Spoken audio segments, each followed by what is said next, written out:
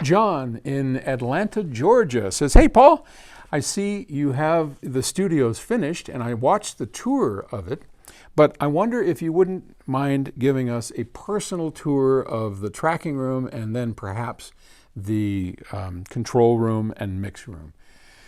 Whew, okay, I can do that. So this is Octave Records' tracking room, and it's not yet complete, but it's, I'd give it an 80%. We are already tracking in here. We have made, multiple recordings and working all the kinks and the bugs out. This is a different kind of room than a lot of recording studios. So let's start with some of the basics. You'll notice on the walls, diffusers everywhere. Well, one of the things we wanted to go for that a lot of studios don't do and don't want to do is to go for a very natural live sound to the room. Not echoey, I mean, still good, but it's live. You can hear my voice as I move anywhere in the room. It's very even. And that's due to these diffusers, where a lot of studios will have trying to make the room as dead as they possibly can, or a combination of that. I mean, everybody's got their theory, right? Everybody has a theory about how they're going to get the best, sound that they can. And many studios, especially studios for hire, are always faced with a conundrum. And that is, they don't know from day to day their purpose. They don't know why or who they are recording for what.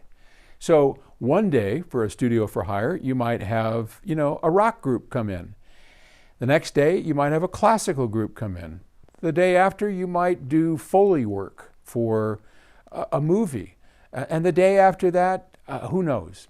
So that's a real tough thing. So you've got to build an all-purpose studio in that case. And we are fortunate at Octave Records and PS Audio because we understand what we want. We're not for hire. The studio isn't for hire. This studio is a musician's paradise in that you don't come here and pay.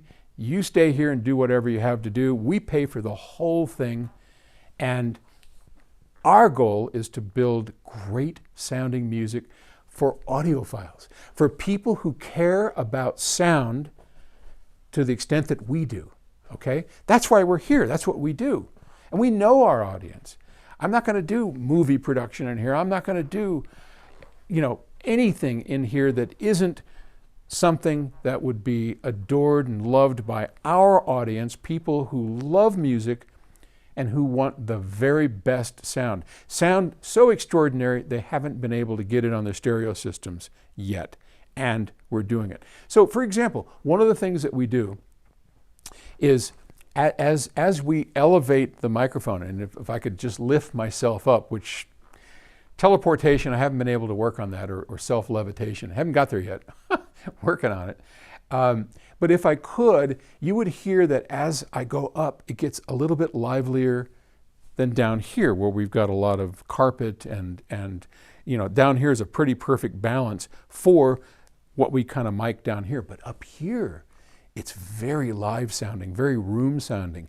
So we put, like our DPA Omnis, we'll put a pair of those up high and capture the room sound that we carefully blend in and mix into the mix so that you hear this giant room and still you get the intimacy of the players. The latest Gabriel Mervine piece that we did was very much like that. And people just like, oh my God, this sounds amazing.